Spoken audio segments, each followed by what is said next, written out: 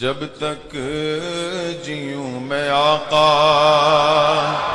کوئی غم نہ پاس آئے، کوئی غم نہ پاس آئے۔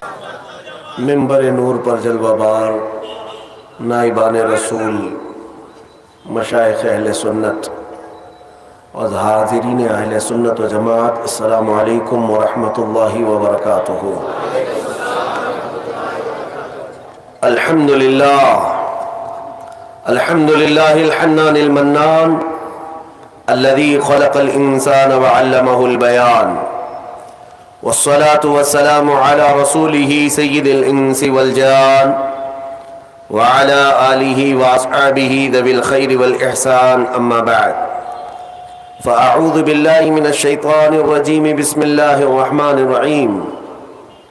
هو الذي أرسل رسوله بالهدى ودين الحق ليظهره على الدين كله ولو كره المشركون۔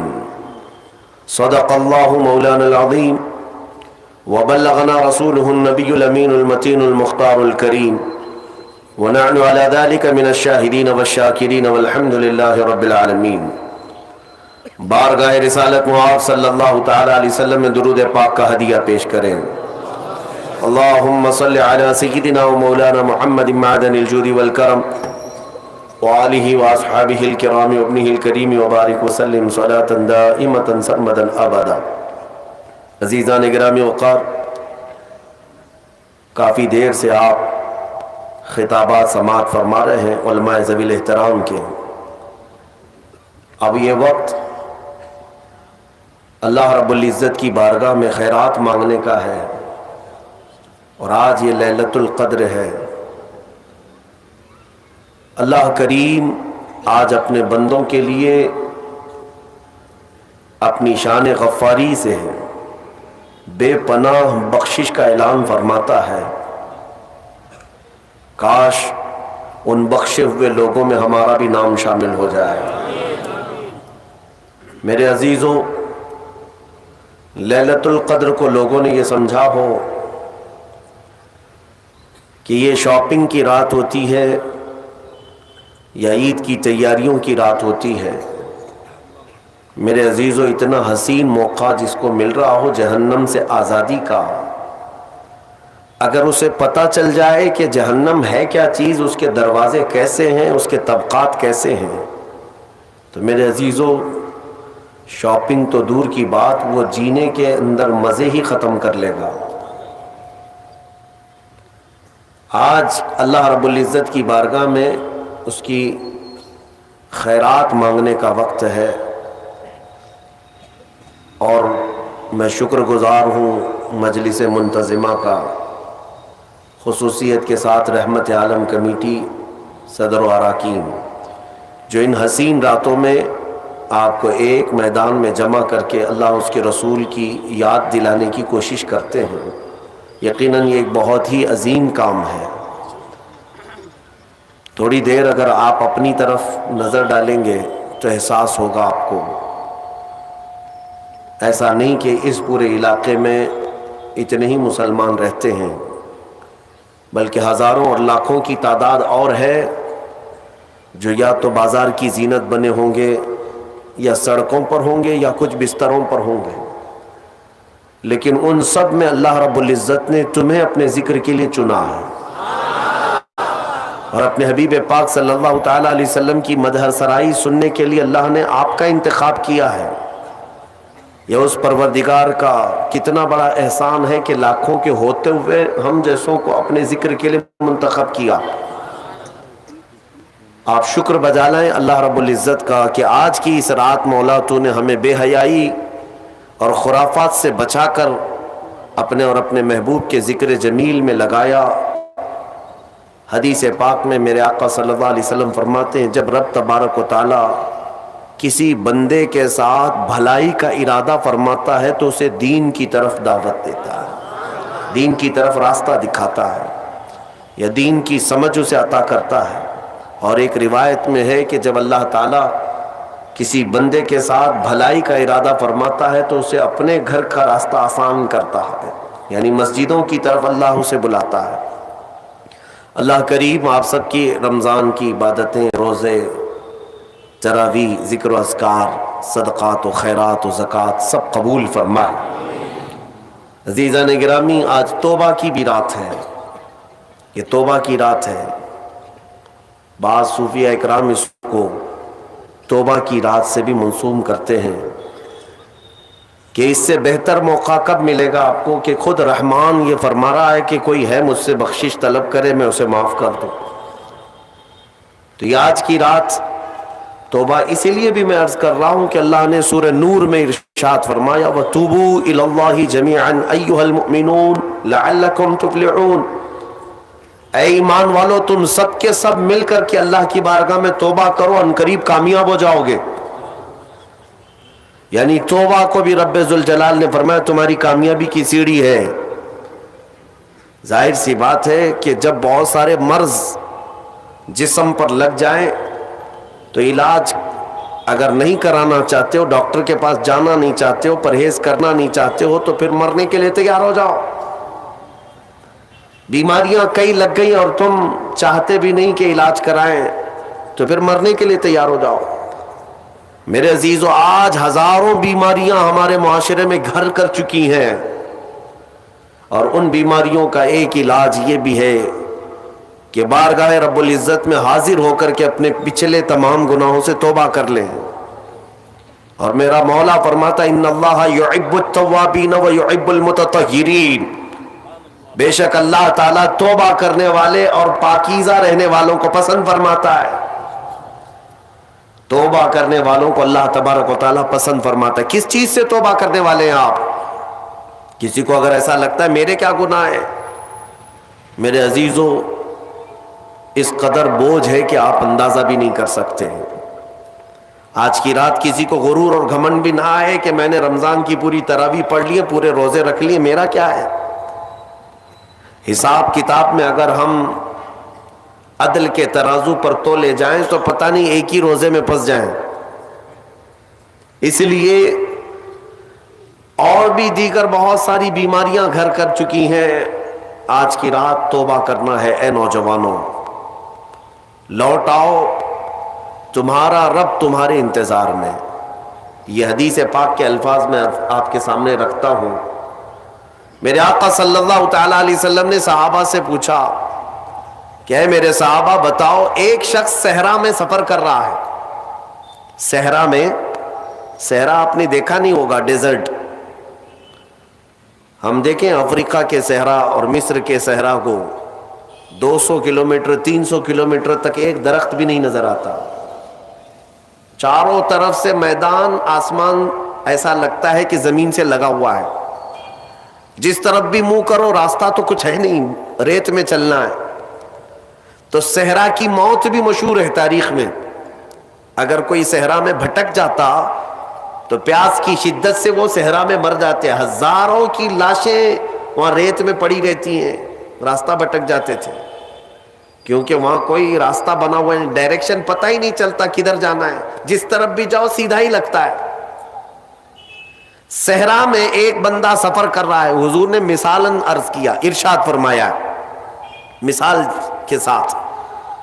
میرے آقا فرماتے ہیں وہ اپنی اونٹنی کے ساتھ، اپنے ساز و سامان کے ساتھ صحرا میں سفر کر رہا تھا، بیچ میں راستے میں تھک گیا اور سونے کے لیے ایک جگہ بیٹھا، سویا تو سو کر جب بیدار ہوا تو دیکھا اس کی اونٹنی ساز و سامان سمیت غائب ہے، پورا اس کا توشہ دان، سارا ساز و سامان اور اونٹنی کے ساتھ غائب ہے۔ اب سفر کرے گا کیسے، صحرا میں جائے گا کدھر؟ اٹھنے کے بعد بہت تلاشا، اس کا اونٹ اسے نہیں ملا، نہ اس کا ساز و سامان، بھوک بھی شدت کی، پیاس بھی شدت کی۔ اب سفر اس کے لیے موت کا قریب کا وقت ہے، تھک گیا۔ میرے عزیزو، واپس وہ تھک ہار کر کے ایک جگہ سویا، ایک جگہ سو گیا، اور جب نیند سے بیدار ہوا تو دیکھا اس کی اونٹنی ساز و سامان کے ساتھ اس کے پاس کھڑی ہے۔ توجہ چاہتا ہوں. اب میرے آقا صلی اللہ علیہ وسلم صحابہ سے پوچھتے ہیں. یہ مثال عربوں کو دی گئی تھی کیونکہ وہ اونٹ کے سفر کو بھی جانتے تھے اور صحرا کو بھی جانتے تھے. حضور نے پوچھا صحابہ سے اس اونٹنی والے کو کتنی خوشی ہوگی؟ تھک ہار کر کے ساری امیدیں ختم ہو گئی تھی، پھر اچانک اس کو ساز و سامان کے ساتھ اس کی سواری مل گئی تو کتنی خوشی ہوگی؟ صحابہ نے کہا یا رسول اللہ اس کی زندگی کی وہ سب سے بڑی خوشی ہوگی، کیونکہ اس کی کھوئی ہوئی چیز مل گئی، اس کا راستہ اب آسان ہو جائے گا، اس کے زندہ رہنے کی امیدیں جاگ گئی. نبی اکرم صلی اللہ تعالی علیہ وسلم ارشاد فرماتے ہیں بلا تشبیہ و بلا تمثیل، میرے آقا فرماتے ہیں اے میرے صحابہ اس سے زیادہ خوشی جب بندہ گناہوں سے توبہ کر کے آتا ہے تو مولا خوش ہوتا ہے کہ میرا بندہ میرے پاس واپس آ گیا، میرا بندہ میرے پاس واپس آ گیا. اور رب تبارک و تعالیٰ فرشتوں پر رشک فرماتا ہے جب بھٹکا ہوا کوئی واپس اپنے راستے پر آتا ہے تو رحمان خوش ہوتا ہے. میرے عزیزو میں نے یہ بھی پڑھا ہمارے گناہوں کی وجہ سے، ہماری بدعمالیوں کی وجہ سے یہ پوری کائنات کی ہر چیز خفا ہوتی ہے. آپ کیا سمجھتے ہیں کہ یہ درخت تمہیں سلام کر رہے ہوتے ہیں؟ یہ زمین یا آسمان تمہیں دعائیں دے رہے ہوتے ہیں؟ یہ ہمارے گناہوں کو اپنے سامنے آنکھوں سے دیکھ کر کے اللہ کی بارگاہ میں کہتے مولا تو انہیں ہلاک کیوں نہیں کرتا؟ زمین بھی کہتی ہے کہ مولا تو حکم دے میں پھٹ جاؤں اور اندر ان کو سمو لوں. یہاں تک کہ فرمایا گیا سمندر روزانہ جلال میں آتا ہے گناہوں کی کثرت کی وجہ سے. یہ جو عیاشیاں زمین پر کرتے ہیں بندے، اللہ کی زمین ہے، سلطنت اس کی ہے، حکومت اسی کی ہے، کھاتے اسی کا ہو، پیتے اسی کا ہو، اور نافرمانی اسی کی زمین پر، تو سمندر روزانہ 2 مرتبہ جلال میں آتا ہے، غصے میں آتا ہے، اور باہر نکل کر کے آتا ہے اور کہتا ہے مولا تو مجھے حکم دے دے، اجازت دے دے، میں ایسی تباہی لاؤں گا کہ ان کے گھروں کے چھتیں اکھڑ جائیں اور ان کا نشان ختم ہو جائے. رب تبارک و تعالیٰ کا حکم ہوتا ہے سمندر تو واپس چلا جا، میں اپنے بندوں کے توبہ کا انتظار کر رہا ہوں. سمندر کو واپس کر دیا جاتا ہے. آپ دیکھیں پانی ابال کھاتا ہے، موجیں تھپیڑے مارتے ہوئے کنارے تک آتی ہیں اور پھر چلی جاتی ہیں، پھر چلی جاتی ہیں. بزرگوں نے فرمایا روزانہ سمندر اجازت مانگتا ہے کہ ان کے گناہوں کی پاداش میں انہیں تباہ کر دوں، لیکن میرے عزیزوں وہ رحمان ہے جو اپنے بندوں سے ماؤں سے زیادہ پیار کرتا ہے، ماؤں سے زیادہ رحم فرماتا ہے. میں نے ایک روایت پڑھی تھی حضرت ایوب علیہ الصلوۃ والتسلیم اللہ رب العزت کی بارگاہ میں عرض کرتے ہیں کہ مولا یہ جب بہت زیادہ گناہ کرتے ہیں تو ان سب کو ہلاک کیوں نہیں کرتا؟ فوراً ان کے گناہوں پر ان کی ہلاکت کیوں نہیں آتی؟ آپ سے کہا گیا، آپ کو حکم ہوا کہ آپ مٹی کے مٹکے بنائیں، خوبصورت سے خوبصورت. حکم خدا تھا تو وہ بنانے پر لگ گئے، الگ الگ رنگ کے، الگ الگ نقش و نگار کے بنا کر کے تیار ہوئے. تو رب تعالیٰ نے فرمایا اب ایک لائن سے ایک ایک کو توڑتے آؤ. بنانے کا حکم ہوا اور اس کے بعد توڑنے کا حکم ہوا. جب توڑنا چاہ رہے تھے تو ان کو یاد آ رہی تھی چیزیں کہ میں نے اس کو اتنی محنت سے بنایا، اتنے نقش و نگار اس میں کیا، اس کو توڑنا ہے، اس کو توڑنا ہے. ان کا دل پسیج گیا کہ اپنی محنت سے ہاتھوں سے بنایا ہوا یہ مٹکا ہے، اس کو اپنے ہاتھوں سے توڑ دو. حکم تھا رب تعالیٰ کا. تو رب تبارک و تعالیٰ نے فرمایا ایوب تم نے مٹی کے مٹکے ہاتھوں سے بنائے اور توڑنے کا تمہارا دل نہیں کرتا، یہ پورے بندے میری دستے قدرت سے بنائے ہوئے ہیں. یہ رب تبارک و تعالیٰ کی مخلوق ہیں، کیا میں ان کو ایسے ہی ہلاک کر دوں؟ میرے عزیزو جلدی عذاب نہیں آتا. چوریاں بھی عروج پر ہوتی ہیں، زنا بھی عروج پر ہوتے ہیں، ڈکیت بھی ہوتے رہتے ہیں، لیکن پھر بھی مولا کریم مہلت پر مہلت دیتا ہے، مہلت پر مہلت. جلد کسی کے گناہوں کو آشکار بھی نہیں کیا جاتا. ہاں حضرت عمر فاروق رضی اللہ تعالیٰ عنہ کے زمانے میں ایک شخص شراب کے جرم میں پکڑا گیا، اس کو سزا کے لیے لایا گیا، تو اس نے کہا کہ حضور معاف کر دیں، میرا پہلا جرم ہے، اس کے بعد نہیں کروں گا۔ آپ نے فرمایا تو جھوٹ بولتا ہے، تو جھوٹ بولتا ہے۔ کہا کہ نہیں، سچ کہہ رہا ہوں کہ پہلی بار پکڑا گیا ہوں، پہلی بار میں نے ایسا کیا ہے۔ انہوں نے کہا نہیں تو جھوٹ بولتا ہے۔ جب سختی کی گئی تو پتا چلا اس نے اس سے پہلے 10 بار کیا ہے۔ لوگوں نے پوچھا آپ اتنا یقین کے ساتھ کیسے کہہ رہے؟ امیر المومنین نے فرمایا مجھے میرے رب کی ذات پر یقین ہے، وہ پہلے گناہ پر جلدی پکڑ نہیں کرتا، چھپاتا ہے۔ مولانا روم رحمۃ اللہ تعالی علیہ فرماتے ہیں مثنوی میں، آپ کو میں بتاتا ہوں میرے عزیزو، آج پلٹنے کی رات ہے، آج واپس بارگاہ رب میں آنے کی رات ہے۔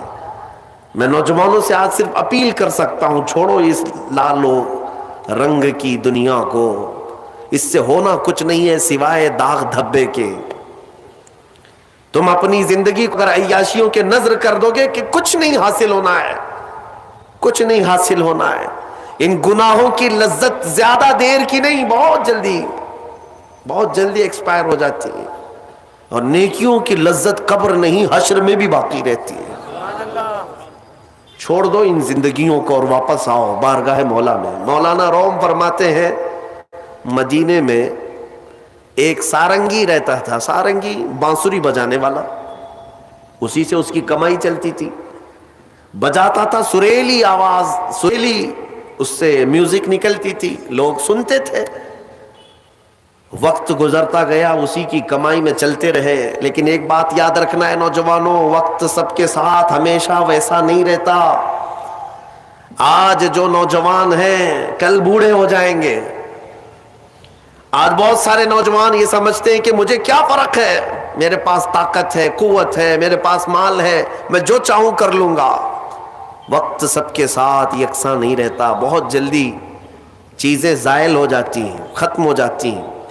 ہم نے ان لوگوں کو بھی دیکھا ہے جن کے بارے میں، ابھی میں زیادہ پرانی بات نہیں کر رہا ہوں، 10 سال پہلے کی بات، جن کا یہ اعلان تھا کہ اتنا مال ہے کہ ہماری 7 پشتیں کھا سکتی ہیں، لیکن اسی بندے کو میں آج دیکھتا ہوں وہ 10-10 روپے مانگتا ہے، 10-10 روپیہ آج بھی مانگتا ہے۔ کہاں گئی دولت؟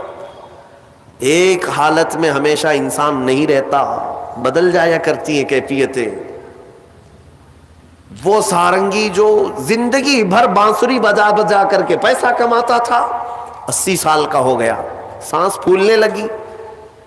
اب جب سانس پھولنے لگی تو بانسری بجتی نہیں، لے ٹوٹ جاتی ہے، لوگ نہیں سنتے تھے، کہتے تھے بڑھاپے میں اس کی بانسری بجتی ہی نہیں، کیا بات اس کی باجے کو سنے۔ لوگ چھوڑ چھوڑ کر کے جانے لگے، نہ کوئی محفل گرم ہوتی، نہ کوئی اس کو پیسہ دینے والا تھا۔ اور اب تو ایسے حالت ہو گئی کہ اس بوڑھے کے 80 سال کی عمر میں پیٹ کے لالے پڑ گئے، کھانے پینے کے لیے کچھ نہیں ہے، جو کچھ بھی ملتا تھا وہ بانسری کے بجانے سے ملتا تھا۔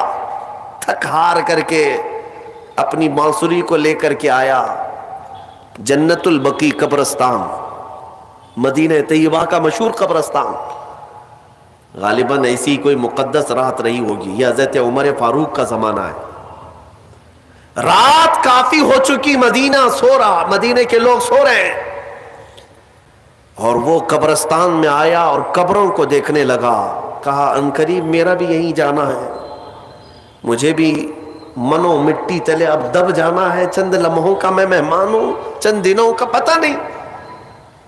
اور زندگی بھر بانسری بجا بجا کر کے کھاتا رہا۔ آج کے دن اس نے کیا کیا، بانسری اٹھایا اور توڑ دیا، لکڑی کی ہوتی تھی، توڑ دیا اور کہا اے رحمان تیرا بندہ ہوں، دنیا نے مجھے کھلانا پلانا چھوڑ دیا ہے، کیا اب تو بھی نہیں کھلائے گا، کیا تو بھی نہیں پلائے گا؟ وہ پکارتا رہا اور روتا رہا، اور کہا میرے پاس اس کے علاوہ اب کوئی دروازہ باقی نہیں ہے کہ میں پلٹ کر کسی اور سے سوال کروں۔ لوگ عزت دیا کرتے تھے، بانسری والا، سارنگی والا بڑی میٹھی آواز میں بجاتا تھا۔ آج جب ایسی کیفیت آئی تو سارنگی بانسری توڑ دیا اور پکارتا پکارتا تھک ہار کر اسی قبرستان میں مٹی میں ہی سو گیا۔ تھک کر کے گر گیا نیچے. جانتے ہیں سیدنا عمر ابن خطاب رضی اللہ تعالیٰ عنہ مسجد نبوی میں رات کے وقت قرآن پڑھ رہے تھے, عبادت میں مشغول تھے. آپ کی آنکھیں کیا بند ہوئی, مصطفیٰ کریم صلی اللہ تعالی علیہ وسلم تشریف لائے. کہا عمر اٹھو مسجد سے, جاؤ جنت البقیع میں میرا ایک غریب امتی بھوکا ہے, میرا ایک غریب امتی بھوکا ہے, میرے رب نے حکم دیا کہ اس کے کھانے پینے کا انتظام کرو. اللہ اکبر. حضرت عمر بیدار ہوئے کہ رسول پاک صلی اللہ علیہ وسلم حکم فرمائے اور رحمان کا حکم آیا کہ کوئی کھانے کے لیے مجبور ہے. تو حضرت عمر کہتے ہیں کہ ضرور کوئی مقدس مہمان ہے میرے مصطفیٰ کا, کوئی مقدس مہمان ہے, کوئی بڑا نیکوکار آدمی ہے جس کے لیے مولا نے حکم فرمایا. اپنے گھر سے توشہ بنوایا اور اچھی غذا بنوائی اور لے کر کے خود اپنے ہاتھ سے جنت البقیع آئے اس مہمان کو ڈھونڈنے کے لیے. کون مقدس مہمان ہے؟ پورے قبرستان میں کوئی نظر نہیں آیا اور اس مٹی پر یہی بوڑھا کمزور اپنی بانسری توڑے ہوئے گرا ہوا نظر آیا. آپ گئے, اس کو جگایا, پوچھا کون ہو؟ وہ جھجک کر کے اٹھ گیا اور سامنے امیر المومنین کو دیکھ کر ڈر گیا کہ کہیں میری سزا کا وقت نہ آ گیا ہو, کوڑے نہ مارے جائیں مجھے. اٹھ گیا. حضرت عمر نے کہا کیا تو ہی بھوکا آدمی ہے, کیا تو ہی پیاسا آدمی ہے؟ کہا ہاں امیر المومنین, بھوکا اور پیاسا تو میں ہوں. دسترخوان وہیں بچھایا, توشہ اس کے سامنے کھول دیا اور کہا لے کھا لے, تیرے کھانے کے لیے رحمان نے مجھے بھیجا ہے. مصطفیٰ کریم صلی اللہ علیہ وسلم کا حکم ہے. وہ بوڑھا ایک لقمہ کیا اٹھایا تھا کہ کرب سے اور درد سے رونے لگ گیا اور کھڑا ہو گیا اور پکار کر کے کہنے لگا اے مولا, اے رب قدیر, 80 سال کا ہو گیا, زندگی بھر لوگوں کو خوش کرنے کی کوشش میں تجھ سے منہ پھیرا رہا, آج ایک رات تجھے کیا پکارا کہ تو نے وقت کے امیر المومنین کے ہاتھ میرا توشہ بھیجا, وقت کے امیر المومنین کے ہاتھ میرے کھانے اور روٹی کا انتظام کیا. یہ کہہ کر کہ وہ بے ہوش ہو کر گر پڑا. میرے عزیزوں, یہ آج کی رات میں تم سے اتنا مطالبہ کروں گا, دیر ابھی بھی نہیں ہوئی, پلٹ آنے کا وقت ہے. وَتُوبُوا إِلَى اللَّهِ جَمِيعًا أَيُّهَا الْمُؤْمِنُونَ, تم سب کے سب اللہ کی طرف لوٹ آؤ اے مومنو.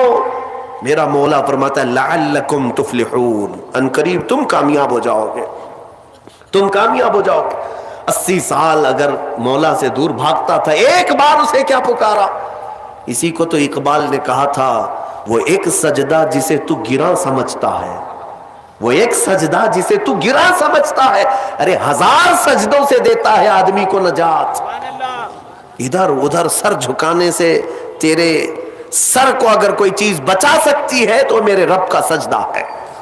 یہاں جھک گئے تو مولا ہر جگہ جھکنے سے بچا لے گا, یہاں کے فقیر ہو گئے تو مولا ہر جگہ کے فقر سے بچائے گا, اس بارگاہ کے محتاج ہو گئے تو دنیا کی محتاجی سے بچائے گا.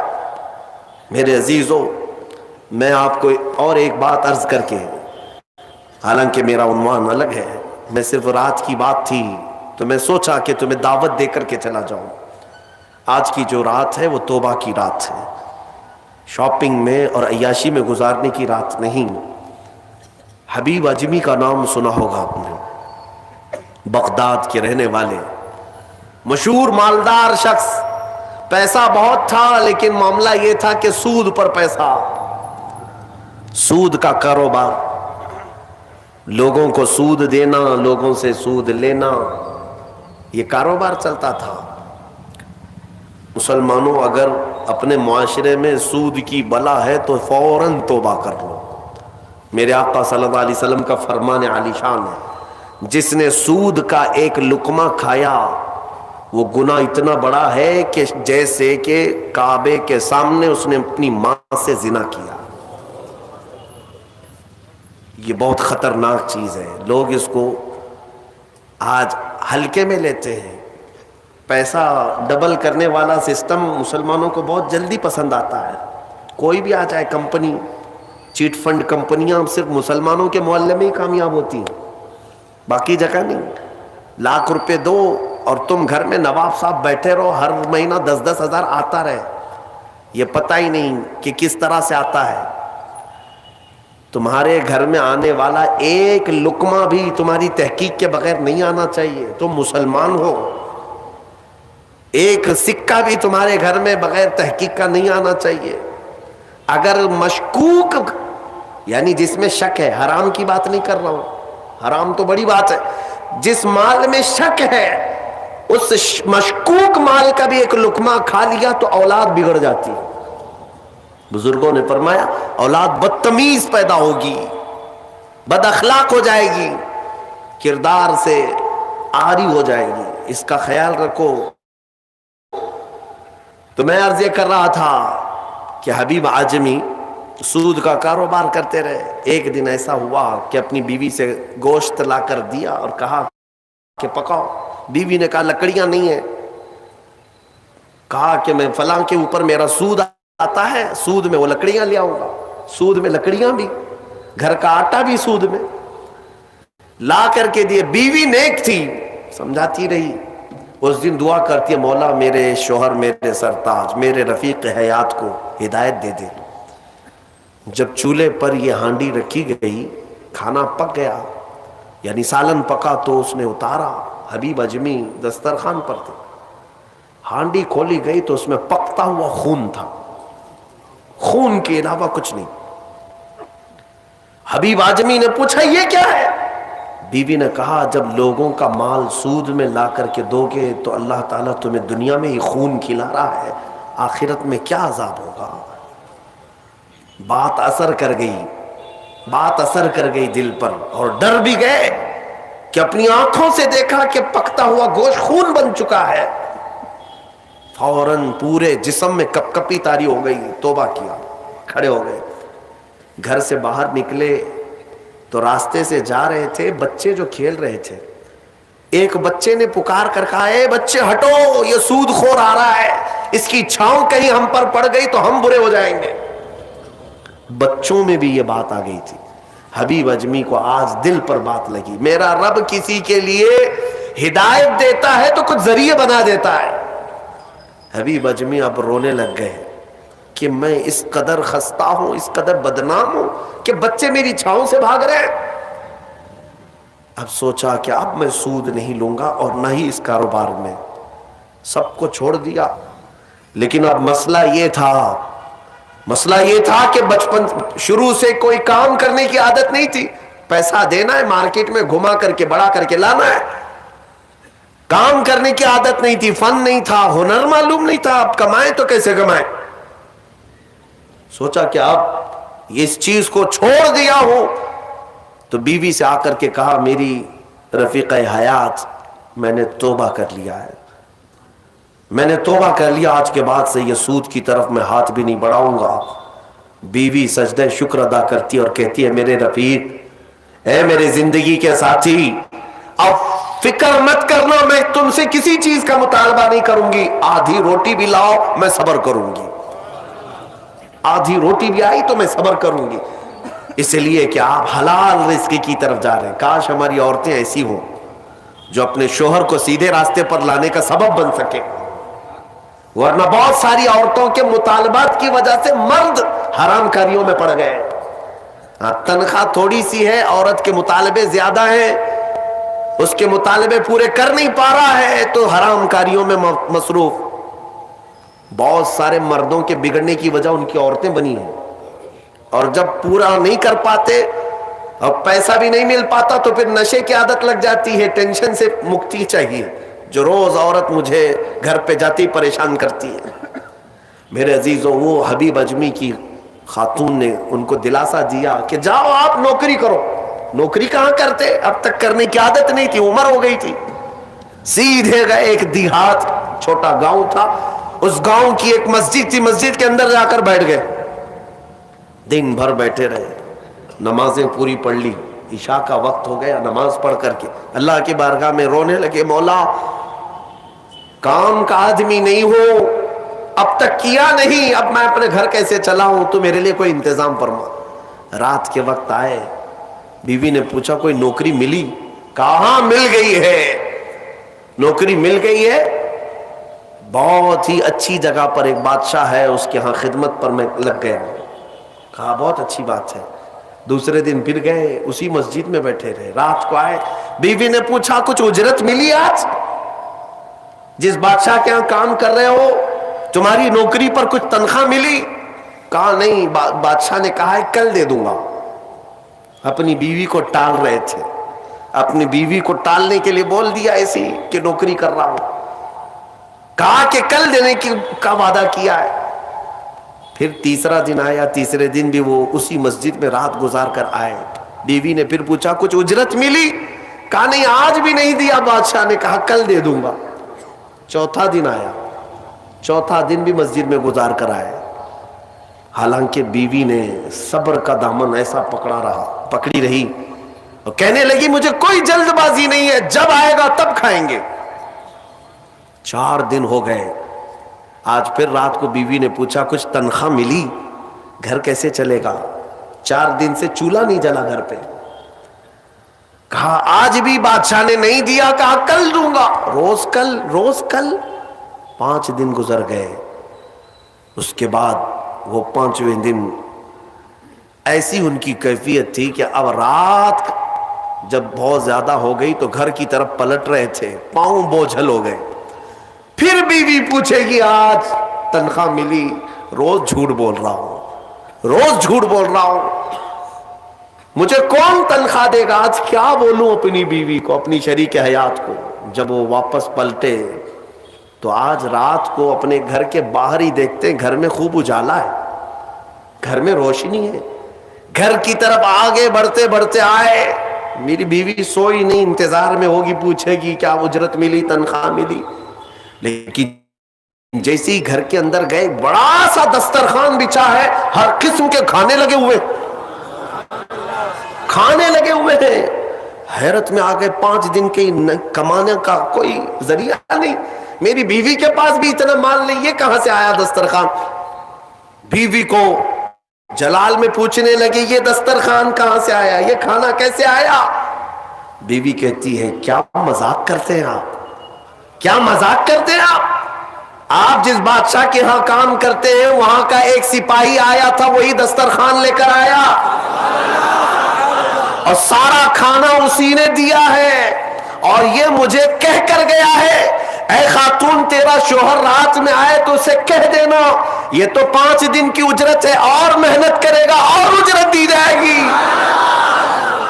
حبیب اعجمی غش کھا کر گر پڑے۔ بیوی نے اٹھایا، پوچھا کیا بات ہے، کیوں غش کھا کر گر پڑے؟ ہوش آنے کے بعد کہتے میری رفیق حیات آج سچ بتاتا ہوں، میں نے کوئی نوکری نہیں کی، میں نکما آدمی، کوئی نوکری نہیں کی، مسجد میں جاتا تھا خالی بیٹھا رہتا تھا، آج ڈر کر کے آ رہا تھا کہ تجھے جواب کیا دوں گا۔ وہ رحمان اس قدر غیرت مند ہے اپنے بندوں پر، اتنا رحیم ہے کہ تیرے سامنے شرمندہ ہونے سے بچانے کے لیے وہ جس کو بھیجا مولا وہ کسی بادشاہ کا سپاہی نہیں، وہ اسی رحمان کا کوئی فرشتہ آیا تھا جس نے کھانا دیا ہے۔ عزیزان گرامی، کہنے کے لیے بہت ساری باتیں ہیں، لیکن میں اتنی بات عرض کرنا چاہتا ہوں، زندگی گناہوں میں گزری، ایک بار توبہ کر کے حبیب اعجمی کے آ گئے اور مولا کریم نے اپنے سارے دسترخوان ان کے لیے کشادہ کر دیے۔ اس کے بعد جانتے ہیں حبیب اعجمی اسی دسترخوان سے اٹھ کر کے جو چلے گئے، ایسی عبادات، ایسے مجاہدات کیے، اللہ اکبر، اس مقام عظما پر فائز ہو گئے تھے کہ جس مقام کی غوث اعظم عبد القادر جیلانی بھی تعظیم کیا کرتے تھے رضی اللہ تعالی عنہ۔ میرے عزیز و حبیب اعجمی اللہ کی بارگاہ میں وہ مقبول تھے کہ حضرت فضیل بن عیاض ایک دن ان کے پیچھے مغرب کی نماز پڑھنے کے لیے آئے۔ حضرت حبیب اعجمی کی زبان میں تھوڑی لکنت تھی، تو قرات میں ان کی لکنت سمجھ میں آ رہی تھی، تو فضیل بن عیاض پیچھے سے نماز توڑ کے چلے گئے، اس کے پیچھے میں کیسے نماز پڑھوں؟ فضیل بن عیاض بہت پائے کے ولی ہیں، کہتے ہیں میں گیا تو 3 دن تک میری عبادت کا ذوق ختم ہو، لطف ہی ختم ہو گیا. میں بارگاہ مولا میں رونے لگا کہ مولا مجھ سے کیا خطا ہوئی. رات کے وقت مجھے غیب سے ندا آئی کہ فضیل تو نے میرے محبوب حبیب کی صرف زبان دیکھا، اس کے دل کی پاکی کو نہیں دیکھا. وہ اللہ کی بارگاہ کا مقبول ہے، جب چھوڑ دیتا ہے پچھلی چیزیں وہ رحمان اتنا محبوب بناتا ہے، اتنا محبوب. میں نے ابھی ایک چیز پڑھی تھی، بغداد میں ایک شخص تھا، بڑے پیسے والا تھا، بہت پیسے والا تھا، اور ہر گناہ عادت تھی اس کی. پیسے والوں کی اکثر یہ چونچلے ہوتے ہیں کہ وہ سوچتے ہیں کہ عیاشی میں کہاں میں پیسے لگاؤں. شراب پیتا تھا، خوب عیش، جوا میں پیسے لگتے تھے، روز نئی عورتوں کے ساتھ اس کی صحبتیں. یہ اس کا مزاج تھا تو مسلمان، پیسہ زیادہ ہونے کی وجہ سے ایک غلط سنگت میں غلط عادتوں کا مالک. اس شخص کی عادت یہ تھی کہ روز ایک نیا گناہ کرتا تھا اور ڈائری بنایا ہوا تھا، اس میں سب لکھ بھی دیا کرتا تھا. آج میں نے اتنے پیسے کا جوا کھیلا، آج میں یہ فلاں شراب پی ہے، آج میں نے ان لڑکیوں سے زنا کیا ہے، آج میں فلاں جگہ یہ کیا. سب جو کرتوت ہوتے تھے سب ڈائری میں لکھتا تھا. اتنی بڑی ڈائری بھی بن گئی. ایک دن ایسا ہوا کہ گزر رہا تھا بازار سے، ایک خاتون کو دیکھا جو حسین تھی اور مجبور نظر آ رہی تھی. اس کے پاس گیا، کہا کیا چیز ہے؟ اس نے کہا مجھے مال کی ضرورت ہے. اس نے کہا چل میرے گھر، میری خواہش پوری کر، میں تجھے جتنا چاہیے وہ دے دیتا ہوں. وہ عورت چلی آئی ساتھ میں، وہ عورت آ گئی. جب یہ نوجوان جو بغداد کا بڑا پیسے والا مالدار رات کے وقت اپنے بستر پر آیا اور اس خاتون کو کہا کہ آجا ہم دونوں تنہا ہیں، وہ عورت رات کے وقت سو تو گئی لیکن اس کا پورا جسم پیلا پڑ گیا، اس کا چہرہ پیلا اور ہاتھ پیر کانپنے لگ گئے. یہ نوجوان اٹھ کر کھڑا ہوا، کہا کہ ڈر رہی ہے تو کسی بات سے؟ تیرے جسم کی یہ زردی کس بات کی؟ وہ خاتون کہتی ہے نہیں کوئی بات نہیں. پھر اس نے کہا ڈر مت، اس محل میں کوئی نہیں آئے گا میری اجازت کے بغیر، یہ سب پوری میری پراپرٹی ہے، یہ میری شہنشاہیت ہے یہاں پر. اس خاتون نے کہا ہاں یہ تو میں دیکھ رہی ہوں، لیکن مجھے ڈر اس بات کا ہے کہ وہ رحمان مجھے دیکھ رہا ہے، اس کے سامنے میں کیسے ننگی ہو جاؤں. میں نے آج تک یہ گناہ نہیں کیے، میں پیشہ ور عورت نہیں ہوں. وہ کہتی ہے میں ایک بیوہ عورت ہوں، میرے 3 بچے ہیں، 4 دن سے بھوکے ہیں. میں روز انہیں تسلی دیتی ہوں کہ مجھے بازار میں کچھ کام مل گیا تو میں اجرت لا کر کے تمہیں کھلا دوں گی. مجھے کوئی نوکری نہیں دیتا اور آج میں مجبوراً بازار میں کھڑی تھی، تو مجھے مل گیا. میں اپنے چھوٹے بچوں کی، یتیم بچوں کی بھوک کو ختم کرنے کے لیے تیرے گھر آ گئی، لیکن جب بستر پر سوئی تو مجھے خوف ہونے لگا کہ میرا رب دیکھ رہا ہے. میں نے آج تک جسم کو ننگا نہیں کیا. وہ ڈری ہوئی عورت تھی، پاکیزہ عورت تھی. جب اس کی زبان سے یہ جملے نکلے تو یہ جو نوجوان تھا جو گنہگار تھا وہ کھڑا ہو گیا، کہا اے خاتون اٹھ جا، بستر سے اٹھ جا. اور اس کے بعد کہتا ہے دیکھ میں تجھے بتاؤں میرے پاس کیا کیا ہے. اس زمانے کی جو سواریاں تھیں، گھڑیاں تھیں، سب میرے پاس، بڑا بنگلہ، بڑی جائیدادیں، ہر طرح کے کھانے، سونے چاندی زیورات سب میرے پاس. مولا نے مجھے بہت کچھ دیا، لیکن آج تو نے مجھے دل دیا، آج تو نے میرے دل کو جھنجھوڑا. میرے پاس اتنی نعمتیں ہونے کے باوجود میں اب تک ڈرا نہیں اللہ سے، اور تیرے گھر میں کھانے کو ایک لقمہ بھی نہیں، پھر بھی تو اللہ سے ڈر رہی ہے. مجبور ہونے کے باوجود تو ڈر رہی ہے اللہ سے. اس خاتون نے کہا کہ اے نوجوان، مجبور ہو، امیر ہو یا غریب ہو، سب کا بادشاہ وہی ہے، حساب سب سے برابر لے گا. اس خاتون کو بہت سارے پیسے دے کر کے اس نوجوان نے رخصت کیا اور کہا جا تیرے بچوں کو کھلا، آج کے بعد کبھی بازار میں بھیک مت مانگنا. اور میں سمجھتا ہوں میرے گناہوں کا کفارہ ہے کہ میں تیری مدد کر دیا.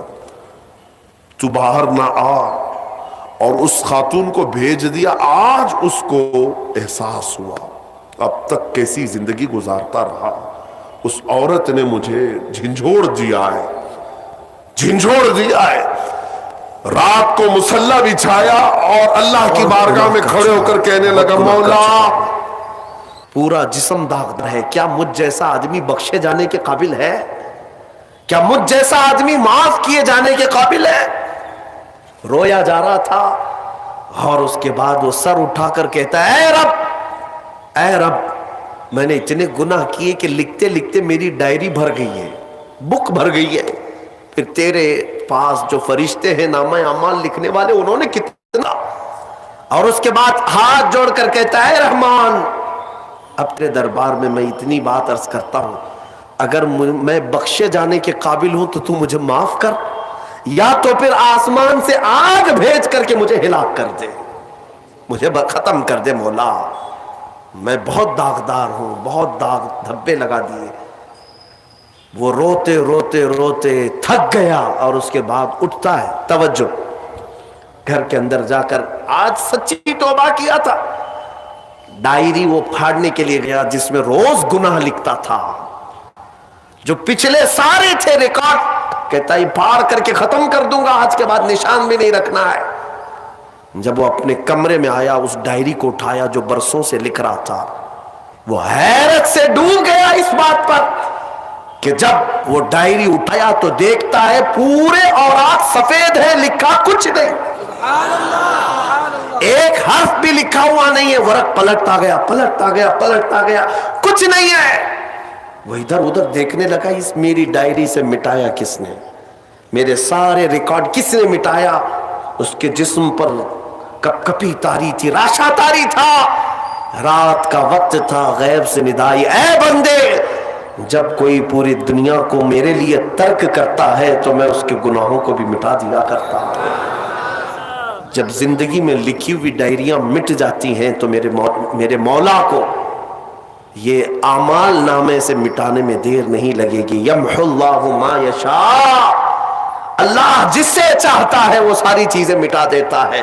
میرے عزیزو، یہ لیلۃ القدر کی اہم ضروری بات تھی جو میں نے تمہارے سامنے رکھا. آج توبہ کی رات ہے، توبہ کی رات ہے. پلٹ آؤ. آج امت جس کرب کے عالم میں گزر رہی ہے، تمہیں اندازہ ہے ہزاروں نوجوان جیلوں میں آج بند ہیں ہمارے، جن کا نہ کوئی افطاری کا انتظام نہ سحری کا انتظام. تم تو رمضان میں باہر گھوم رہے ہو، رمضان کی رونقیں دیکھ رہے ہو، رمضان کی بہاریں دیکھ رہے ہو. امت مصطفیٰ کے ہزاروں نوجوان آج جیل کی سلاخوں کے پیچھے ہیں. ہمارے کئی علماء بھی اندر بیٹھے ہوئے ہیں. کبھی کبھار ان کی یاد آتی ہے تو ہمارے لقمے کڑوے لگنے لگتے ہیں، پھیکا لگتا ہے کھانا کہ ہمارے بھائی بے قصور جیلوں میں بند ہیں. یہ کس لیے کہ ظالم آج ننگا ناچ ناچ رہا ہے. اے نوجوانوں، آفتیں اس قدر ہمارے سروں پر آ چکی ہیں کہ اب ہمارا کیا محفوظ رہا اس ملک میں. سوچو تو ذرا صحیح، پہلے ایسا تھا کہ دور دراز سے کوئی سازشوں کے جال بنتے تھے، آمنے سامنے کوئی نہیں آتے. لیکن اب حالات ایسے ہو گئے کہ سامنے تمہارے تلواریں لہرائی جا رہی ہیں، سامنے تمہارے چاقویں لہرائی جا رہی ہیں، سامنے تمہیں مار ڈالنے کی باتیں کی جا رہی ہیں، لیکن کچھ بھی یہاں پر گورنمنٹ ایکشن نہیں لیتی. ایسا لگتا ہے کہ آج مسلمانوں کی ویلیو اس ملک میں چونٹی اور مچھروں سے بھی کم کر دی گئی ہے کہ کوئی مار دے تو کوئی پوچھنے والا بھی نہ ہو. یہ سب کیا ہمارے اوپر آفتیں آج نہیں ہیں؟ یہ ساری مصیبتیں آج نہیں ہیں؟ میں کبھی کبھار سوچتا ہوں کن کن مسائل پر آج میں گفتگو کروں، کن کن مسائل پر علماء سے بحث کریں، میٹنگ کس بات پر لی جائے، کانفرنس کس بات پر لی جائے. ہم سوچتے ہیں کہ ہمارے بچوں کے معاملات آج خطرناک ہو چکے، جوانوں کی حفاظت پر بات کی جائے، جوانوں کو بیدار کیا جائے، ان کی غیرت کو بیدار کیا جائے. لیکن پھر پتہ چلتا ہے کہ ہماری بچیوں کے حجاب بھی خطرے میں ہیں. اب ہم بچیوں کے حجاب پر آتے ہیں کہ سوچتے ہیں ہماری بہنیں، ہماری مائیں، ہماری بیٹیاں، آج ان کی عزت اور عفت خطرے میں ہے. ہم ان کی بات کرنے ہی لگتے ہیں کہ اللہ رب العزت کی طرف پکارنے والی اذانیں بھی خطرے میں لگتی ہیں. اذانوں کے بھی ہزاروں دشمن ہیں، ایک نہیں ہزاروں. اذان کو تنقید کا نشانہ، اذانوں کے بارے میں بات کی جائے، مدارس اسلامیہ خطرے میں ہے. مدارس پر بات کی جائے، ان مولویوں کی داڑیاں ٹوپیاں خطرے میں ہیں۔ اگر ان کی بات کی جائے، کن کن مسائل پر میں آج بات کروں اے جوانوں، یہ سب باتیں کی جائیں ایک طرف، لیکن تم کیا نہیں دیکھتے روز صبح اٹھتے ہیں میرے مصطفیٰ کو اس ملک سے ایک نئی گالی دی جاتی ہے، میرے مصطفیٰ کو اہانت کا نشانہ بنایا جاتا ہے، میرے آقا صلی اللہ تعالیٰ علیہ وسلم کو گندی گالیاں دی جاتی ہیں۔ ہم کروڑوں کی تعداد میں آج آزمائش کے شکار ہیں، آج ہم ایسی آزمائش میں مبتلا ہے، لیکن مجھے درد اس بات کا ہوتا ہے کہ پھر جس کے گھر پر اتنی مصیبتیں اتری ہو، اس گھر کا بچہ رات بھر پب جی کھیلنے میں مصروف ہے، اس گھر کا بچہ جس کی ماں کی عزتیں بازار میں لوٹی جا رہی ہے، یہ نوجوان آج نکڑ پر بیٹھ کر کے عیاشی میں مصروف ہے، اور تمہارے گھروں سے دھواں اٹھ رہا ہے، اور تم کہہ رہے ہو ابھی ساون کا بادل آیا ہے۔ تم سمجھ رہے ہو کہ ساون ہے؟ ہمارے گھر آج پھونک دیے جانے والے ہیں، بچوں کی زندگیاں خطرے میں، بچیوں کا حجاب خطرے میں، ہماری ماؤں کی چادریں خطرے میں، ہماری مسجدوں سے برسوں سے گونجنے والی اذانیں آج خطرے میں۔ بلکہ کبھی کبھار ہم راستے سے گزرتے ہیں، میں حسرت سے ان میناروں کو دیکھتا ہوں جو مسجدوں کے ہیں، وہ مینار پکار رہے ہیں اے جوان آجا، اگر تو آج نہیں آیا تو کل انہیں بھی گرا دیا جائے گا، انہیں بھی زمین بوس کر دیا جائے گا۔ کیا تم نہیں دیکھتے ان اونچے اونچے میناروں پر جو عظمت اسلام بلند کر رہے ہیں، یہ مسجدوں کے مینارے شو کے لیے نہیں لگائے جاتے، اسلام کی شان و شوکت بلند کر رہے ہوتے ہیں، لیکن ان میناروں پر آج جس طرح کے بھگوے جھنڈے لہرا کر تمہاری غیرت کو جھنجھوڑا جا رہا ہے۔ اے نوجوانوں، کیا یہ سونے کا وقت ہے؟ کیا یہ عیاشی کا وقت ہے؟ کیا یہ عورتوں کے حسن میں دام فریب میں پھنسنے کا وقت ہے؟ کیا یہ پورے موبائل انٹرنیٹ پر اپنی جوانی کو برباد کرنے کا وقت ہے؟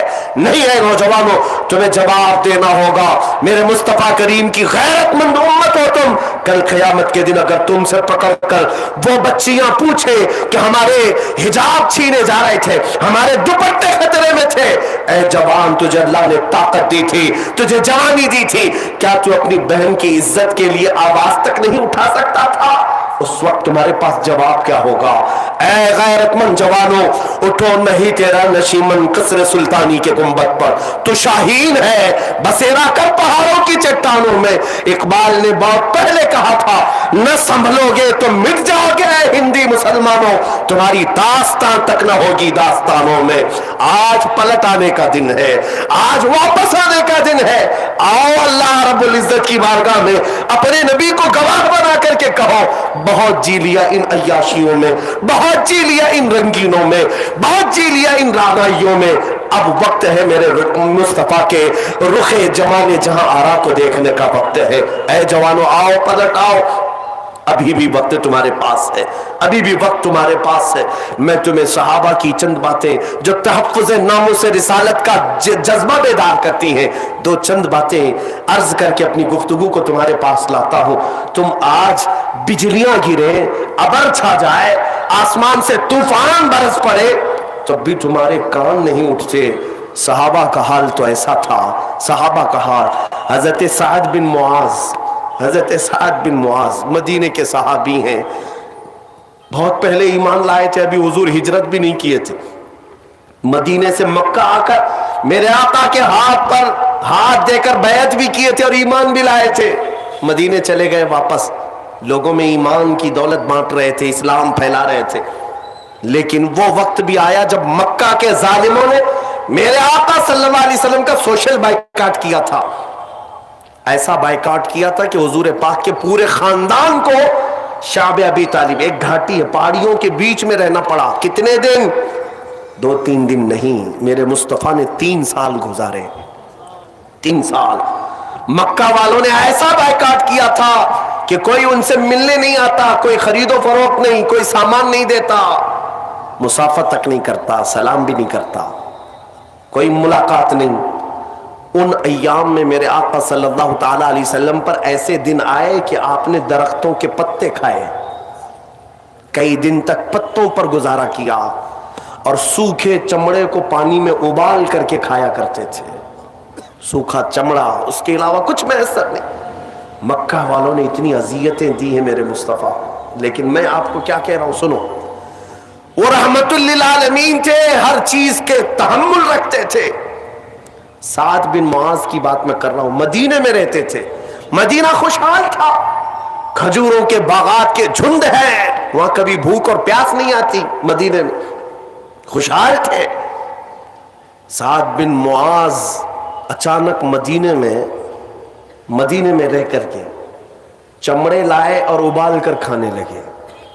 جن کے گھر میں خوب دولت کا ذخیرہ ہے وہ چمڑے کھانے لگے, اور کھجوروں کی بجائے پتے توڑ کر کھانے لگے اور روتے رہتے تھے. مدینے والے آ کر پوچھتے, سعد یہ تمہارا کیا حال ہے, چمڑے کھا رہے ہو؟ کہتے کہ میری غیرت گوارا نہیں کرتی کہ میرے مصطفیٰ مکہ میں پتے کھا رہے ہو اور میں کھجورے کھاؤں.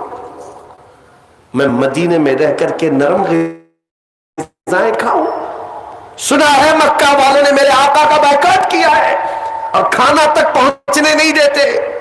اس لیے جب تک میرے مصطفیٰ کریم صلی اللہ علیہ وسلم ان پتوں پر گزارا فرما رہے ہیں, میں بھی کوئی نرم غذا نہیں کھاؤں گا. وہ 400 کلومیٹر دور رہ کر کے بھی نبی آخر الزمان صلی اللہ علیہ وسلم کی محبت میں دنیا کی لذتیں چھوڑ دی.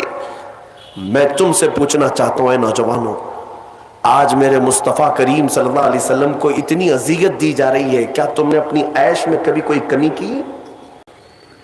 کیا اپنی زندگی کے شب و روز کو بدلا؟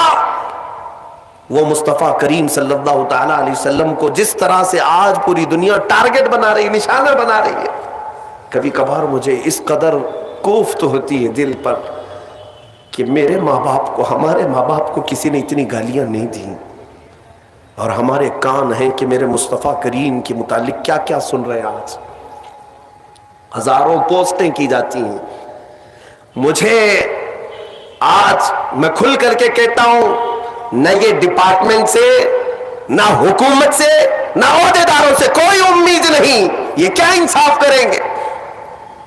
یہ سب اسی تھال کے چٹے بٹے ہیں, ان کی سب مرضی اور منشا سے ہوتا ہے. یہ میرے آقا کو پورا ملک جب نشانہ بناتا ہے, ان پاکھنڈیوں کو یہ کھلا چھوڑے رہتے ہیں, آزاد گھومتے رہتے ہیں. سب اسی تھال کے چٹے بٹے. میں ان سے کوئی ایک پیسے کی امید نہیں رکھ رہا ہوں. کون سی عدالتیں آج, کون سے کورٹ, کون سے کچہری, کون سے ڈپارٹمنٹ, کون سی حکومتیں آج انصاف کر رہی؟ سب ایک طرفہ کیا جا رہا ہے میرے عزیزوں, ون سائڈ. اب جو آس ہے اس امت کو میں یہی کہنا چاہوں گا, اب تم لوگوں کے ان دیے ہوئے لالی پاپ کے انتظار میں مت رہو جو کھلونا دے کر تمہیں سلا دیا کرتے ہیں. سیاسی نیتا بڑے بڑے بھاشن کر کے تمہیں بزدل بنا کر چلے جاتے ہیں. کچھ نہیں ہونا ہے, سب ہو جائے گا. اب جو ہوگا وہ تمہارے بازوؤں کی قوت سے اللہ رب العزت کی مدد آئے گی. ہاں, گھر میں بیٹھ کر کے صرف دعا کرنے سے نہیں, تم اپنی زندگی میں تبدیلی لاؤ, چینج ہو جاؤ. میں کس بات کی طرف اشارہ کر رہا ہوں, توجہ سے سنو. جب تمہاری زندگی بدل جائے کہ میرا جینا مرنا سب نبی کے لیے ہے, پھر دیکھنا کہ میرا رب تبارک و تعالیٰ اپنے وعدے پر پکا ہے. قرآن میں کہتا ہے وَكَانَ حَقًّا عَلَيْنَا نَصْرُ الْمُؤْمِنِينَ, ہم نے اپنے اوپر لازم کر لیا ہے کہ مدد کریں گے تو ایمان والوں کی. اللہ رب العزت نبی کے غلاموں کی مدد اتارے گا. ہاں, ایک وقت وہ تھا کہ تم جس طرف سے گزرتے تھے شجر و حجر سلام کرتے.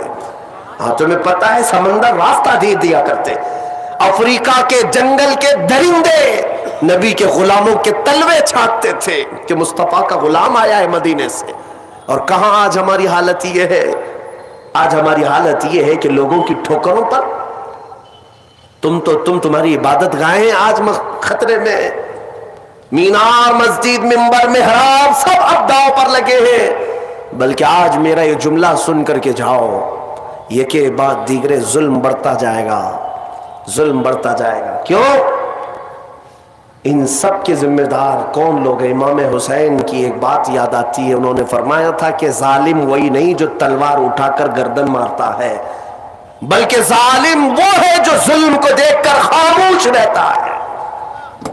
ظلم کو دیکھ کر خاموش. ہمارا کیا بگڑ رہا ہے؟ ہمارے ہاں تو سب سیف ہے, یہاں کچھ نہیں ہو رہا ہے.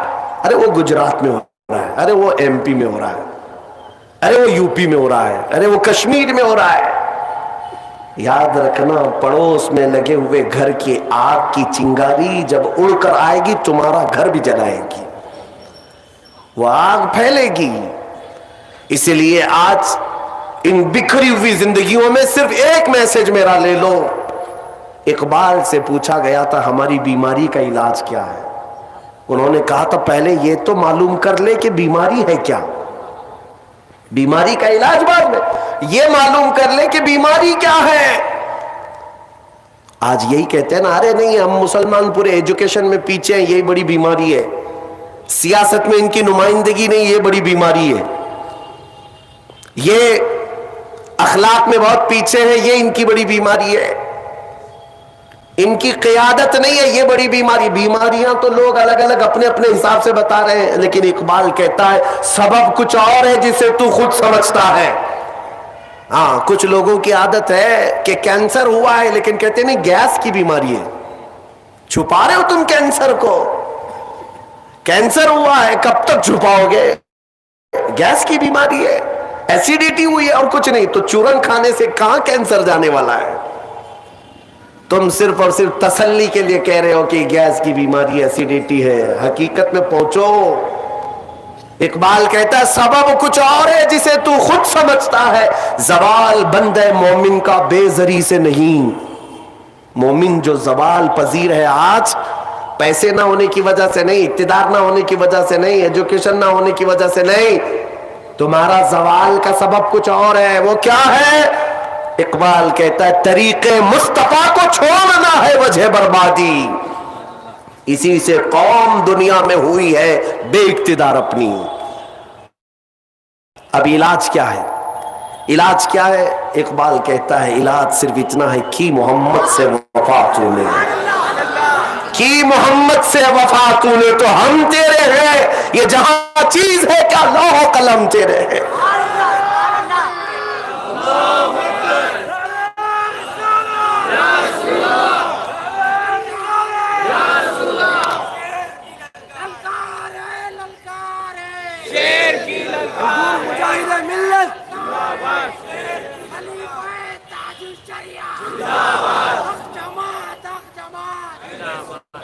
میرے عزیزوں, یہی ایک مین پوائنٹ ہے جس پر واپس آنا ہے.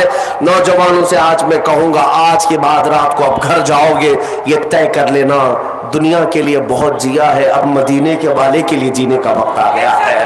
میں دوستوں کے لیے بہت چیزیں قربان کر چکا ہوں, اب گنبد خضرا کے لیے قربانی کا وقت آ چکا ہے. اس لیے کہ ہمارے ماضی میں ہمارے اسلاف یہی نعرہ لگاتے تھے جو جان مانگو تو جان دے دے, جو مال مانگو تو مال دے دے, مگر یہ ہم سے کبھی نہ ہوگا نبی کا جاہو جلال دے دے. جب یہ جذبہ دوبارہ بیدار ہوگا, دوبارہ آئے گا کہ اب جیے گا نوجوان تو اپنے نبی کے لیے جیے گا. میرے مرشد گرامی حضور تاج الشریعہ بدر الطریقہ رحمت اللہ تعالی علیہ نے اپنے اخیر زمانے میں اس غیور امت کو بہترین میسج دیا تھا, بہترین میسج دیا تھا. اے جوان, کیا تو سمجھتا ہے تجھے جو جوانی ملی ہے بازاروں کے لیے یا ہماری لائف ہے انجوائے کرنے کے لیے؟ نہیں نہیں, اس بریلی کے چمکتے ہوئے چراغ نے یہ کہا تھا زندگی یہ نہیں ہے کسی کی کسی کے لیے, زندگی ہے نبی کی نبی کے لیے. نہ سمجھ مرتے ہیں زندگی کے لیے, ارے جینا مرنا ہے سب کچھ نبی کے لیے. اور ان کے دادا مجدد وقت نے امام احمد رضا نے یہ کہا تھا اے لوگوں تم کیا سمجھتے ہو یہ زندگی ہمیں اپنے عیش کے لیے ملی ہے؟ نہیں نہیں, سنو, حقیقت میں ہمیں ملی ہے یہ لائف, یہ زندگی تو کس کے لیے؟ دہن میں زبان تمہارے لیے, بدن میں ہے جان تمہارے لیے. یا رسول اللہ ہم آئے ہاں تمہارے لیے, اٹھے بھی وہاں تمہارے لیے. خلیل و نجی مسیح و صفی سبھی سے کہیں کہیں نہ بنی, یہ بے خبری کی خلق پھری کہاں سے کہاں تمہارے لیے. صبا وہ چلے کہ باغ پھلے, وہ پھول کھلے کہ دن ہو بھلے, لوا کے تلے سنا میں کھلے, رضا کی زبان تمہارے لیے. زندگی گزارنے کا یہ طریقہ کر لو. اے نوجوانوں, تم ابھی دنیا میں جس طرح مست ہو, ایک وجہ یہ بھی ہے کہ تم نے آج تک وہ تڑپ نہیں پیدا کی جو بلال حبشی کی طرف تھی.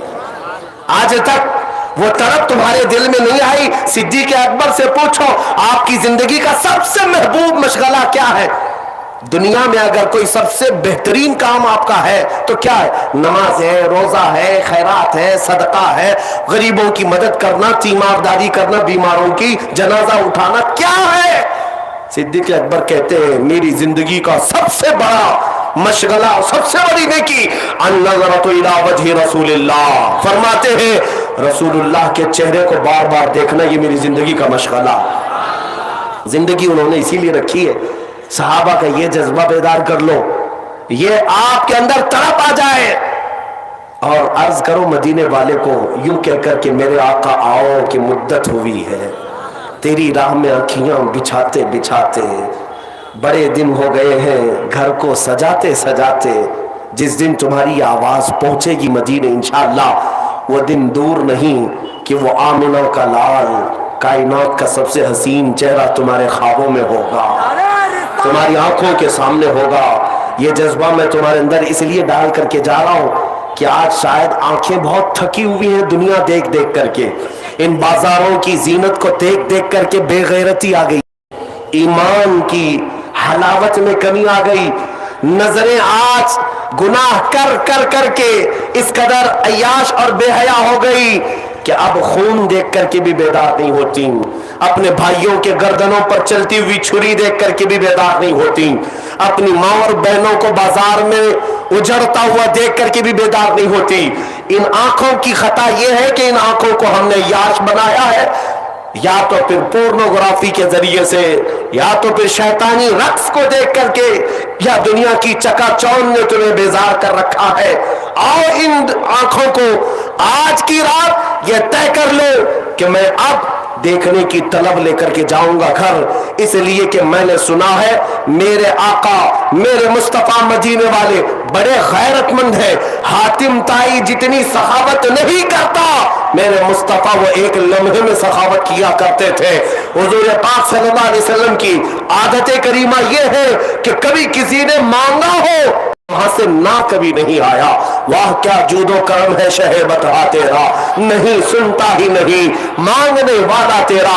اے جوانوں کون دیتا ہے دینے کو منہ چاہیے، دینے والا ہے سچا ہمارا نبی. تو مانگنے میں دیر کس بات کی، پوچھنے میں دیر کس بات کی. آؤ اب مصطفیٰ کریم کے دربار میں یہ نہیں کہیں گے کہ میرے آقا اب ان حالات کو سدھار دو، ان حالات کو آپ سنوار دو، بلکہ اب یہ کہتے ہیں یا رسول اللہ ایک بار اپنا جلوہ دکھا دو، ایک بار اپنا جلوہ دکھا دو. یا رسول اللہ آنکھ عطا کیجئے اس میں ضیا دیجئے، جلوہ قریب آ گیا تم پہ کروڑوں درود. اس چہرے جمال جہاں کا نقش تمہارے سامنے دے کر جاتا ہوں. آج کی رات کے بعد اسی طرف میں اپنی باقی زندگی گزار لینا، اس لیے کہ جس دیوانے اور جس عاشق کے دل میں یہ طرف ہو جائے کہ مجھے اب کائنات کا سب سے بڑا حسن دیکھنا ہے، قسم رب ذوالجلال کی دنیا کی کوئی حسینہ اسے اپنی طرف بلا نہ سکے گی، کوئی حسن اسے دھوکہ نہیں دے سکے گا. وہ حسن ہی کیسا تھا جس کے بارے میں صحابہ کہتے ہیں انجمن میں آئے تو ایسا لگتا حسین گلاب کھلا ہو، جب بات کرے تو ایسا لگے کہ دانتوں سے نکلنے والی روشنیوں سے رات میں اجالے پیدا ہو جائے. وہ حسین چہرہ ایسا کہ بلو بالا امامہ، گھنی زلفیں، بل کھاتی ہوئی زلفیں، اور رخ سے مسکرائے تو انار سے زیادہ سرخی، اور لبوں پر گلاب سے زیادہ حسین پنکھڑیاں، اور وہ لبھائے ناز جن سے جھڑتے ہیں ہزاروں موتیاں. میرے عزیزوں اس چہرے جمال جہاں آرا کا تصور میں دے جاتا ہوں. آج پلٹنے کی رات ہے، اس گنبد خضرا کی چھاؤں میں لے آتا ہوں جہاں دیکھنے کا تمہارے اندر یہ ایسا جذبہ پیدا ہو جائے. وہ کیسا حسن تھا جس کو شاعر کہتا ہے چہرہ ہے کہ انوار دو عالم کا صحیفہ، ماتھا ہے کہ وحدت کی تجلی کا ورق ہے، عارض ہے کہ والفجر کی آیات کے امی ہے، عارض ہے کہ والفجر کی آیات کے امی ہے، اور گیسو ہے کہ واللیل کے بکھرے ہوئے سائے. اور गेसू है कि वल्लैल के बिखरे हुए साए, अबरू है कि कौसैन शबे कद्र खुले हैं, गर्दन है कि बरफर्क जमी औज सुरैया, लब सूरत याकूत शुआओं में धुले हैं, कद है कि नबुव्वत के खदो खाल का मेयार, बाजू है कि तौहीद की अजमत के अलम है, सीना है कि रमज़े दिल हस्ती का खजीना, पलके हैं कि अल्फाज रुखे लौहो कलम है, बातें हैं कि तूबा की चटकती हुई कलियां, लहजा है कि यज़दा की जुबां बोल रही है, खुतबे है कि सावन के उमड़ते हुए दरिया, किरत है कि असरारे जहां खोल रही है, ये दान शीराज़े शबनम के तराशे, याकूत की वादी में दबकते हुए हीरे, ये मौज तबस्सुम है कि रंगों की धनक है, ये मौज तबस्सुम है कि रंगों की धनक है, या ठहरा हुआ मौसम है ये कुदरत का अजीबा है। अजीजान गिरामी, उस मुस्तफा करीम के हुस्न का अक्स कोई आज तक न ला सका है न लाएगा। वो अहसनु मिनका लम तरक़त आइनी व अजमलु मिनका लम तलिद निसाउ खुलिक़त मुबर्रअन मिन कुल्लि ऐबिन कअन्नका क़द खुलिक़त कमा तशाउ। उस मुस्तफ़ा करीम सल्लल्लाहु अलैहि वसल्लम के दरबार में आज वापस आने का वक्त है। मुझे उम्मीद हो गई है कि आज के बाद हमारा जवान गुनाहों से तौबा करेगा और ये अज़्म करेगा, जीऊंगा मेरे मुस्तफ़ा की रज़ा के लिए, जीऊंगा मेरे मुस्तफा की। आज ये हद करते हैं आप। ये दर्द मुल्क शाम का दर्द भी हमें सता रहा है, यमन का भी, इराक का भी, अफगान का भी, जहां के बच्चे भूखों मर रहे हैं, इलाज की कमी की वजह से रेगिस्तानों में मर जाते हैं। एक बच्चे को गोश्त की एक बोटी दी जाए तो ऐसे लपकते हैं मेरे अजीजों, जैसा लगता है सालों से खाया नहीं है। ये मेरे मुस्तफ़ा की उम्मत के आज हालात है और मेरा मुल्क आज किस कर्ब से गुजर रहा है वो भी बताने की जरूरत नहीं। इंशाअल्लाह अज़ीज़ किसी और मौके पर मैं अर्ज करूंगा।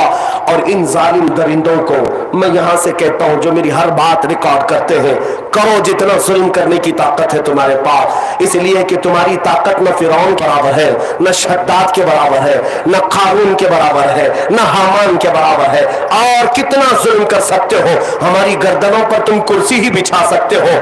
इंतजार करना मेरे रब्बे जुल जलाल की तरफ से, जब वो लाठी चलेगी तो बड़ी बेआवाज चलेगी। ये तुमने आज जिन अजानों के मुतालिक आवाज उठाई है, कल तुम्हारे कानों पर भी यही आवाज गूंजेगी इंशाअल्लाह। मेरा ये विजदान कहता है कि न कभी कल झुके थे न आज झुकेंगे, हम झुकते हैं तो सिर्फ परवरदिगार आलम की बारगाह। हमारी पेशानी खम होती है मेरे मुस्तफा की बारगाह में। तुम क्या क्या छीनोगे? हमारी रोटियां, हमारे दाने, हमारे कपड़े, हमारे चेहरे, क्या क्या कर सकते हो। लेकिन एक बात याद रखना, वक्त का चंगेज भी आया, वक्त का हिलाकू भी आया। इस्लाम का पौधा कल भी लहलहा रहा था, आज भी लहलहा रहा है और सुबह क़यामत तक इसकी रोशनी बरकरार रहेगी। तुम सबके निशान मिट जाएंगे, तुम चंगेजों की तरह गायब हो जाओगे और बाकी अगर इस जमीन पर कुछ रहेगा तो मेरे मुस्तफा का नारा बाकी रहेगा, रहेगा यूं ही उनका चर्चा रहेगा, रहेगा यूं ही उनका चर्चा रहेगा। पड़े खाक हो जाएं जल जाने वाले, मिट गए मिटते ही मिट जाएंगे आदा तेरे, न मिटा है न मिटेगा कभी चर्चा तेरा या रसूल अल्लाह। तू घटाए से किसी के न घटा है न घटेगा, जब बढ़ाए तुझे अल्लाह ताला तेरा। बस आखिर में इतना कहूंगा, ऐ रब्बे जुल जलाल, बस इतनी जिंदगी दे दे इन कुत्तों की मौत हम देख सके, इन जालिमों को मुंह रगड़ते हुए जमीन पर हम देख सके जिन्होंने जुल्म की दास्तानें लिखनी शुरू की है। ऐ रब्बे कदीर, अब हमारी जमात में बाजुए खालिद पैदा फरमा दे, अब हमारी जमात में सलाहुद्दीन को दोबारा जिंदा कर दे। मौला करीम हमें शुजाअत फारूकी अता कर। और मौला आज लैलतुल कद्र में तुझसे भीख मांगता हूं, किसी माँ की गोद में हैदर कर्रार का नायब पैदा फरमा दे। ऐ रब्बे जुल जलाल, तेरे हबीब पाक की उम्मत को इस कसम पुरसीब से आजाद कराए और उसकी क़ियादत में मौला हम परचम इस्लाम लहराए और फिर अपना सीना तान कर इस जमीन पर पुकारे तो ये पुकारे, लब्बैक या रसूल अल्लाह, लब्बैक या रसूल अल्लाह, लब्बैक या रसूल अल्लाह। व आखिरु दावाना अल्हम्दुलिल्लाहि रब्बिल आलमीन। खड़े हो जाए, जिक्र का वक्त है।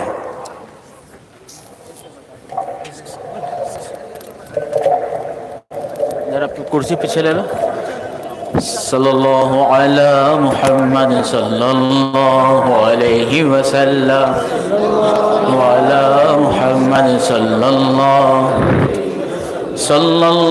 علی محمد صلی اللہ علیہ وسلم اللہ علی محمد صلی مصطفیٰ جان رحمت پہ لاکھوں سلام شمع بز میں ہدایت پہ لاکھوں سلام مصطفیٰ جان رحمت پہ لاکھوں سلام شمع بز میں ہدایت پہ لاکھوں سلام جلوہ گر ہو گیا ہے حلیمہ کا چاند اب تو ججتا